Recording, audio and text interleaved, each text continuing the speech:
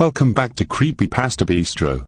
Hope you all are enjoying the summer this year full of barbecues, movies, swimming, and even the FIFA World Cup. I'm D1 the Hellcat. And I am his elegant bunny wife Gail. It sure has been a while since the last video. Our creator was burnt out from the internet for the past couple of months, but now, we're back. And now we move on from a lost episode creepypasta to another creepypasta from the virtual world of video games. If you grew up in the 1990s or the 2000s, chances are you have played a game from the British video game developer known as Rare. Rare is well known for creating such classic games like Donkey Kong Country, Battletoads, Conker's Bad Fur Day, Grabbed by the Ghoulies, GoldenEye 007, and more. But perhaps Rare's best-known creation is Banjo Kazooie, about a bear named Banjo who teams up with a bird named Kazooie to save his sister Tootie from the wicked witch Gruntilda. It was such a critically acclaimed game that it had spawned 2 sequels. The equally loved Banjo Tooie, and the heavily divisive Banjo Kazooie, nuts and bolts. For tonight's creepypasta, we will be looking at a story based off of Banjo Tooie, known as Banjo's Murder, where our protagonist receives a copy of Banjo Tooie inside a package, but something sinister hides inside the very cartridge that is not meant for the faint of heart. What horrors await for our protagonist once that game is played with? Well, grab your Nintendo 64 or Xbox controllers for this story. It's game time.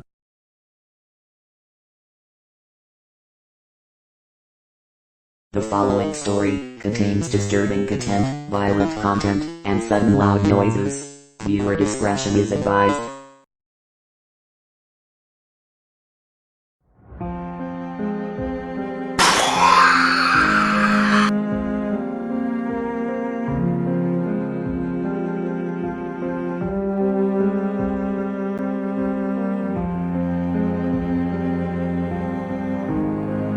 I suppose that before I start to tell you all my story, I should tell you that it is very hard for me to tell. It hurts me to even think about it, so forgive me if I start to get emotional.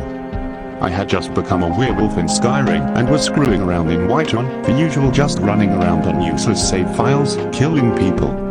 I had recently bought Banjo Tooie off of eBay for a few bucks. I couldn't wait for it to arrive later today. I heard a thud coming from outside in front of my door, so I quickly turned off my PC and ran downstairs. When I opened my front door, there was a package. I quickly ran back to my room to open my package, finding the cartridge for Banjo Tooie with a note taped to it. I took off the note and a flash drive had fallen out of it. All the note had on it was the word sorry.exe. I thought little of it and threw the note away. I plugged in my Nintendo 64 and put in my favorite game, Banjo Tooie. It had been a very long time since I had played Banjo Tooie and I couldn't wait to play that game. There was already a file created. Assuming it was a file of the previous owner, I left it alone and created a file on the second picture. I had played the game for a few days and noticed a few bugs. Every once in a while, the screen would randomly flicker red and white very quickly, and then return to normal. I figured it was just because the game cartridge was old and continued to play. After I had started the Glitter Gulch mine world, I began to notice that there were fewer enemies than I had remembered. I put this off as me just not remembering correctly and continued to play. After beating Glitter Gulch mine, I moved on to the world named Witchy World. After roaming around Witchy World, my favorite world, for a while, I got bored and began climbing the ladder that led up to the dive area. It's the area where you jump from the top and into a pool at the bottom. Any Banjo fan knows what I'm talking about. Anyways, as I got to the top, I paused the game to go and get a Pepsi from downstairs. When I came back, the game was unpaused. And Banjo was just standing there, not moving, almost as if he was looking straight at me through the television screen. At first, I thought that when I got up, I might have kicked the controller, causing it to unpause and turn Banjo around. So I picked up the controller and tried moving Banjo with the control stick, only for him to not move. I began rapidly tapping buttons to see if it was just my controller. Nothing worked. Banjo didn't jump, nor did the camera zoom in or out. I thought that something was loose in the outlet where you plug the controller into the Nintendo 64, so I leaned over, put my right hand on the system, and my left hand on the cord, and was about to pull it out, when I heard the sound the Banjo makes when he talks. So I looked up to see the most disturbing dialogue ever. I stood up and ran onto my bed and began to stare at the screen. What the hell? I began to ask myself what was happening. Banjo took his backpack off on his own and began rummaging through it. He eventually pulled out a picture of me. Yes, it was me, myself. I put my hand up to my mouth in complete and utter shock, not knowing what would happen next, and was about to scream when more dialogue showed up by itself on the screen. The camera then zoomed into the picture of my face, and it started to become grotesque and mangled up. Blood started oozing from my eyes and mouth, and my jaw seemed to start becoming more and more dislocated. My flesh started peeling and falling off, revealing the muscles in my face. Then, as the picture became more and more grisly, a screech emitted from the speakers.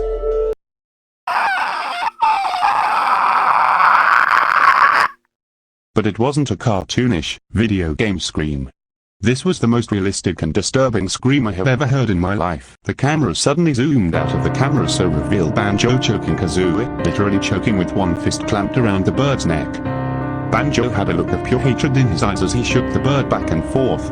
The screeching became more and more violent and painful to listen to until it became gagging, and slowly faded until it was silent. Banjo just grinned and threw the lifeless bird off the edge, and snickered to himself. At this point in time, I was already scared to death as it was, but seeing Banjo the bear violently strangle Kazooie to death, well, that just made it 10 times worse. I sat there staring at Banjo laughing to himself with his evil smirk for a few more moments before his voice began to echo around my room. I could hear his gobbling sound he makes when he talks grow in volume.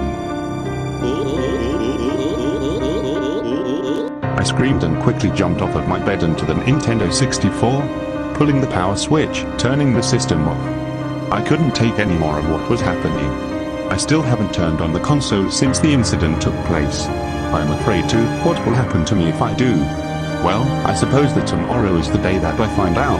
That's right, I'm going to conquer my fears and turn the game back on tomorrow. I will be recording what happens that night on this block again, so you'll know every single thing that happens.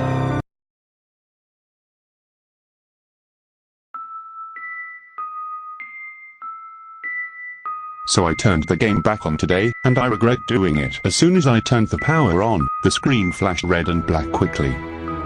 It did this for a few minutes until I could make out Banjo swinging on a swing.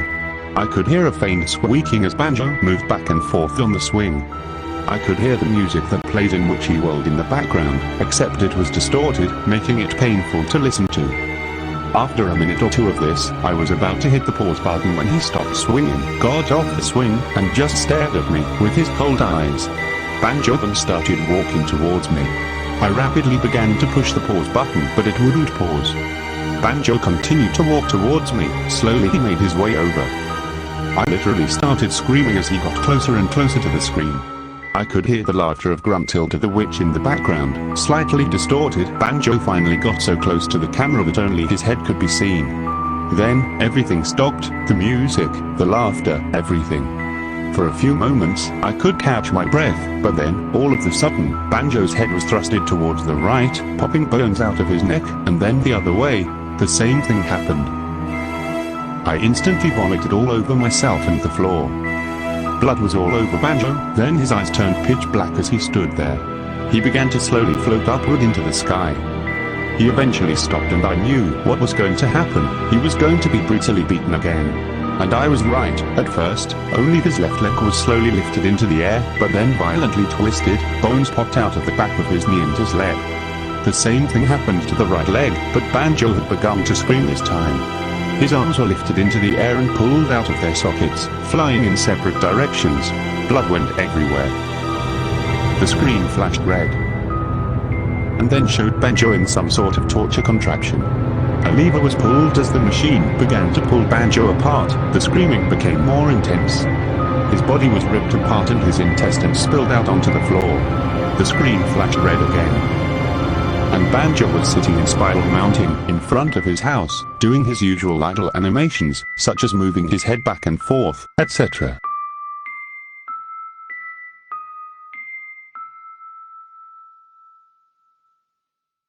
Yesterday, when Banjo was back in front of his house in Spiral Mountain, I saved the game and turned the system off, not wanting to see any more gruesome things happen. Plus, I had to clean up the vomit that was all over me, the bed, and the floor.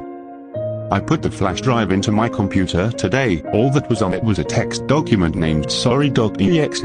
I instantly recognized the name, thinking back to the note that came with the game. I opened the file and the following text appeared on my screen.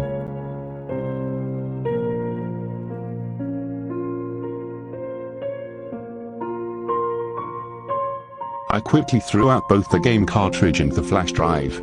I hope nothing like this ever happens to me again.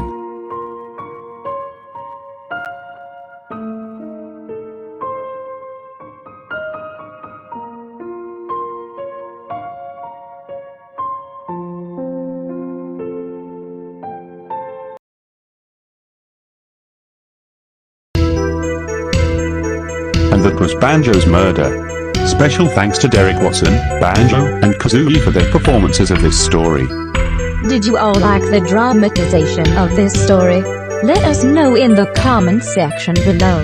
And stay tuned for another episode of Creepypasta Bistro. Next time, we will do another ritual creepypasta. When the time comes, we will show you all how to do the 11-mile drive, an arduous trip that will grant you a reward at the end. For now, thank you all for watching Creepypasta Bistro. We have been your hosts D1 and Gale. Goodbye, take care, and stay safe.